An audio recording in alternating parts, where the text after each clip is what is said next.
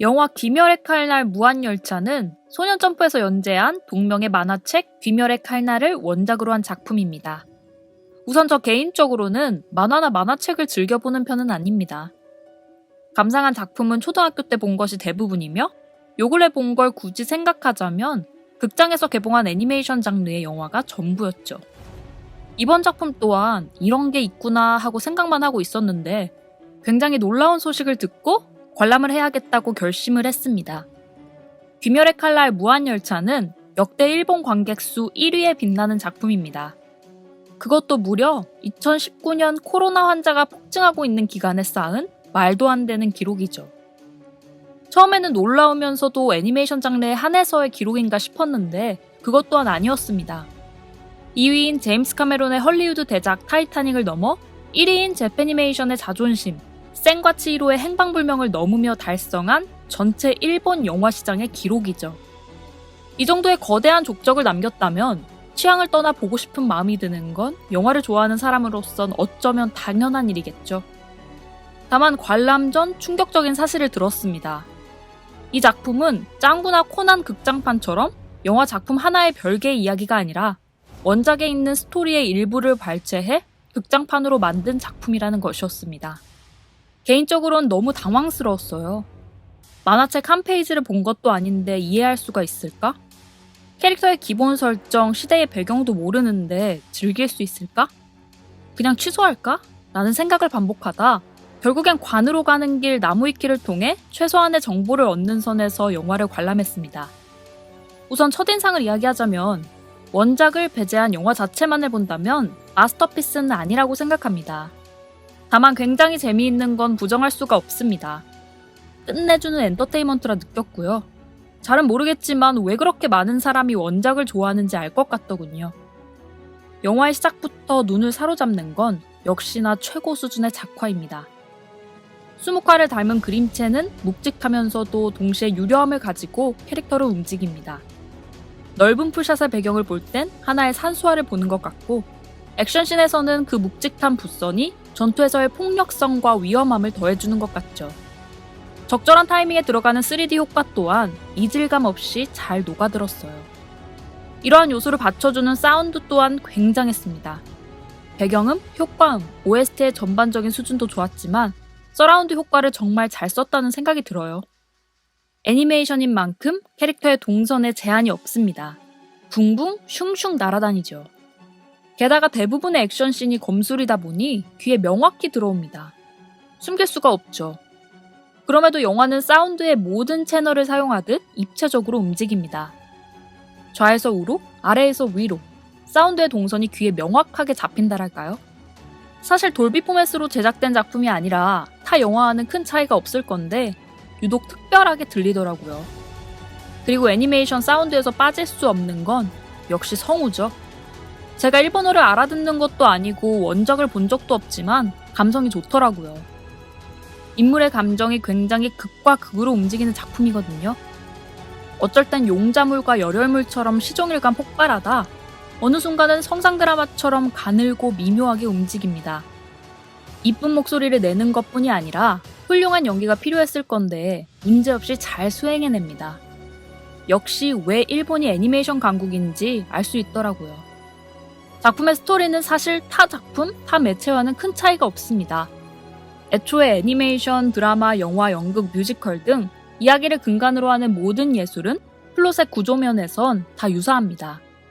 다만 타겟이 누구고 표현은 어떻게 하고 주제의 방향은 어디서 출발하느냐의 차이죠. 귀멸의 칼날은 전형적인 성장 드라마이자 액션 영화입니다.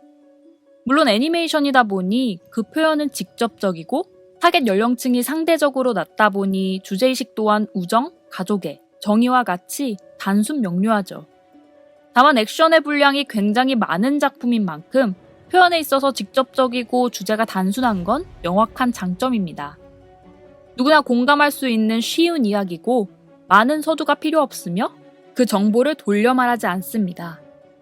필요한 정보를 제때제때 대사로 직접 박아버리다 보니 러닝타임의 손실은 적고 액션의 공간을 잘 확보했어요. 물론 이러한 지점에서 유치하다고 느끼실 분도 충분히 있을 겁니다. 사건의 전말을 관객이 찾게 만들기보단 다 대사로 알려줍니다. 아, 이래서 이랬던 거였어. 이렇게 하면 해결이 되겠군. 액션에서 또한 대사로 포인트 되는 지점을 다 알려주죠. 마음을 불태워라. 오이, 제9형 연호. 아, 물론 영화 아저씨에서도 아직 한 발 남았다. 라는 대사는 치지만 글록 19 제3발, 필살탄 뭐 이런 건 안 하잖아요. 하지만 이게 애니메이션이에요. 보는 사람들에게 최대한 뽕을 채워주는 것. 으아, 울부짖고 피가 솟게 하는 것. 이 기분이 즐거움이 아니라 오그라들미면 보면 안 되는 거죠. 귀멸의 칼날 무한열차의 이야기가 정형성을 크게 벗어나지 못한다 하더라도 이 영화는 또 하나의 무기를 가지고 있습니다. 그리고 그 무기는 이 작품의 가장 큰 매력인 캐릭터죠. 영화의 주인공인 탄지로, 조력자의 역할을 하는 제니츠 이노스케, 그리고 주인공의 초목표이자 성장 지점인 네즈코, 마지막으로 주인공의 멘토 포지션인 렌고쿠 쿄즈로.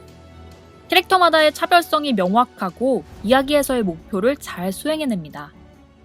다만 제니츠의 경우는 원작을 안 봐서 잘 모르겠지만 분량을 나누는 과정에서 가장 많은 양보를 했던 것 같아 조금 아쉬운 건 사실입니다. 작품의 시작부터 관객을 사로잡는 방법 중 가장 상책은 영화의 장르성을 보여주는 겁니다. 이 영화 또한 장르가 액션인 만큼 5분 내로 액션이 등장하죠. 그리고 그 역할은 바로 렌고쿠 쿄즈로가 맡습니다. 이 영화가 어떠한 영화인지, 이 이야기가 어떠한 설정을 가졌는지, 그리고 그 인물은 얼마나 강력한지를 단숨에 보여주는 이 장면은 불꽃과 같은 연출을 통해 관객들에게 눈도장을 제대로 찍습니다. 게다가 영화의 성장 지점도 사실 탄지로가 아니라 쿄즈로가 가지고 있어요. 탄지로의 경우 동생을 인간으로 만들어야 가족을 잃은 내면적 결핍이 회복이 되며 진정한 성장을 거치는데, 그건 사실 이 영화가 아니라 이 만화의 결말에 도달해야 얻을 수 있는 거잖아요. 반면 쿄즈로의 경우는 주가 되었음에도 아버지에게 인정받지 못한 자인데, 영화의 결말에선 모든 사람을 지키겠다는 자신의 목적을 성공하며 죽은 어머니의 영을 통해 아버지에게 받지 못한 인정을 받으며 성장을 하게 되죠.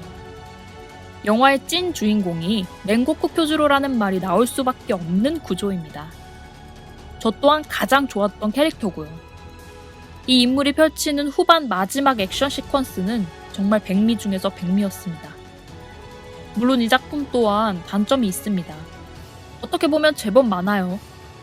영화의 최종 적대자가 어떠한 정보 없이 갑자기 등장한다던가, 조연들의 캐릭터의 소비가 심하고 퇴장이 명확하지 않다는 점, 여러 캐릭터의 감정을 과하게 끌어와 과잉시킨다는 점도 있긴 한데, 진행되는 이야기의 일부이자 원작을 아시는 분에겐 크게 상관이 없을 수도 있겠다는 생각에 길게는 풀지 않겠습니다. 여러모로 개인적으론 괜찮았던 작품이었습니다. 솔직히 약간의 선입견이 있던 작품인데, 시원시원한 전개, 스펙터클 등 상업영화 자체로만 봐도 장점이 명확한 작품이라 돈 아깝다는 생각은 안 들더라고요.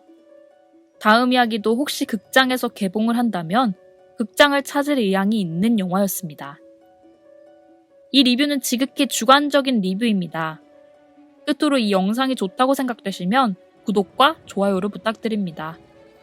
댓글을 남겨주시면 여러분의 생각을 통해 더 좋은 리뷰를 만들 수 있을 거라 생각합니다. 감사합니다.